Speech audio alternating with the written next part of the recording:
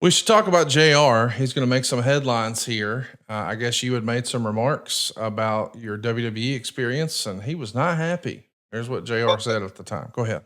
where did I make those comments? Well, he says it was in a YouTube link. So I That's don't. what I was wondering. Like, wonder what that was. Here's what JR said. Someone sent me a YouTube link to comments made by Jeff Jarrett that were not flattering to yours truly and were fabrications to boot. But as the wrestling business has proven time and again, why let the facts get in the way of a good story? I've never wished any ill on TNA. I have many friends working there, but I really have no interest in what Jeff Jarrett may have to say about any subject I can think of at the moment. What Jeff has to say about my friendship with Steve Austin or how he remembers his last days in WWE is comparable to how entertaining it is to watch the great Khali or me dance. It's not for everybody. Jeff has the right to his opinion and I have the right to mine, but we both know the truth. So, boy, the context of that is old JR is not happy.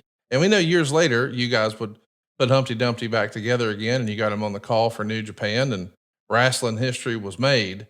Was that an uncomfortable conversation when you guys sort of hit the reset button on your relationship, or was it just like riding a bicycle? No, and look, the notes didn't really say it. I assume that he said that on his podcast. Now, he I, didn't have a podcast back then. He was writing on the Ross Report. So he had a little okay, blog that he would do on his website to okay, sell barbecue sauce. okay, Yeah. all right. But and I've said it over and over, and I don't think there was anything. I'm wondering, what do y'all call it? Red ass. Yes. Yes. Yeah. So I don't know what flared it up, or if a fan commented, or whatever it may be. But I always said, and I've said it today, if you don't think, and I can't say that my dad or myself or Lawler or any other person running talent relations, who in the hell do I think he's going to side with? The top baby face, or whatever you want to say The about assistant manager. Yeah. Oh no, yeah, there you go, assistant manager. Yeah. Yes, it's that simple. But I'm just wondering, and I don't think we ever. I didn't flesh that out. But when business got down to business, but it was fun to read that in the notes, that the context about his. I don't have nothing.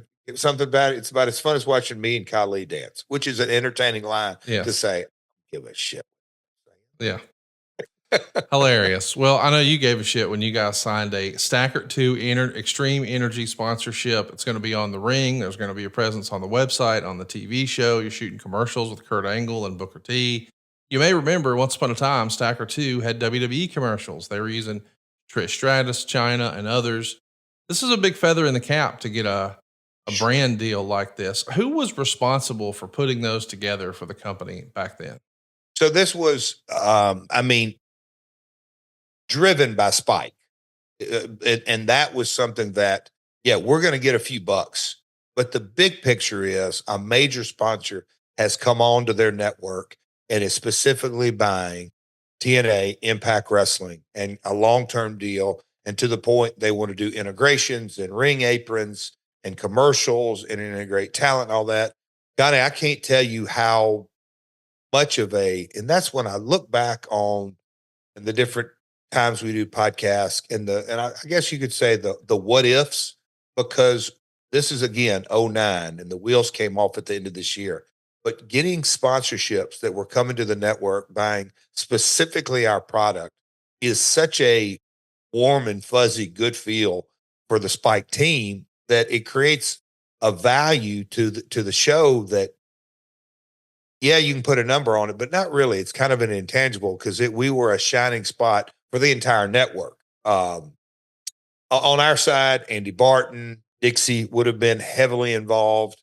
Whoever else was in the marketing department at that time. I'm not sure if Al Ovadia was there at that time. A couple of different folks, but our marketing guys, Daisy Marks, but driving the ship on that.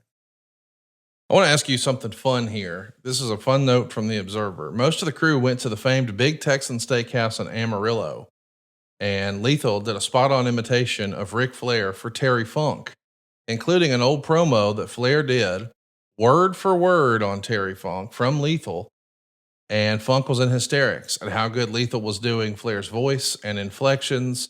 Were you there for this? Because I was not. And I'm surprised I wasn't. I mean, it's super fun to just think that, I mean, anytime I see Jay do it, it cracks me up. But the idea that he got to do it for Terry Funk and just seeing Terry Funk laugh at it makes me smile even now. And that was, I mean, backstage, God, I'd love to know the timing of this. But the Black Machismo character, it organically came about backstage of Jay messing around, which he'll still do today if you prod him enough that, hey man, what would Mach say about this? And he'll do a Macho Man. Hey, what would the Nate say about this? You know how we have fun with him and all this. But his ability, Jay, I don't think people understand really how talented. Yeah, Jay's a great wrestler, but how talented his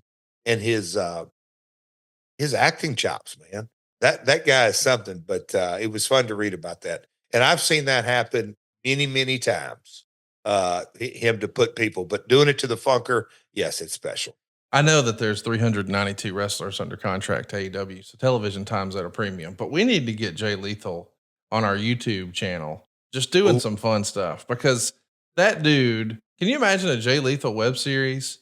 Like people would love that. Like he is criminally underutilized. I'll say that as a fan. You know what? I mean, we have got to get on these YouTube. We're building a catalog. Sam Adonis, we talked about it this weekend. He has got Mexico stories for days. Yes. I mean, your head would spin. I mean, I got to hear a few this weekend. We got Jay Lethal. We need to bring him on board. The Satnam stuff, the Cody stuff. What are you doing, guys? Go subscribe to the YouTube right now. And you never know who you might see. Maybe even Taz one day, because he was making notes on his Facebook. He joked about this back then. Now, just to give everybody some context, he's finished up with WWE. He's got to wait out and sit on the sidelines for a bit. He's not available to be on TV until the first week of July. And he wrote on his Facebook page, "The prison sentence is almost done, ... Can't wait." How quickly were you in touch with Taz when you knew that he was finishing up and might be available? See, and I believe Vince Russo was the first one that was the conduit. I don't know. I do not know because look, it's no secret.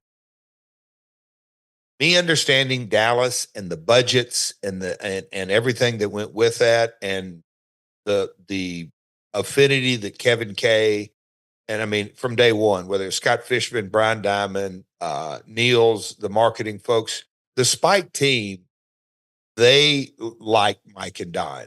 So I immediately thought of Taz as a mouthpiece, but obviously that changed direction in 2010.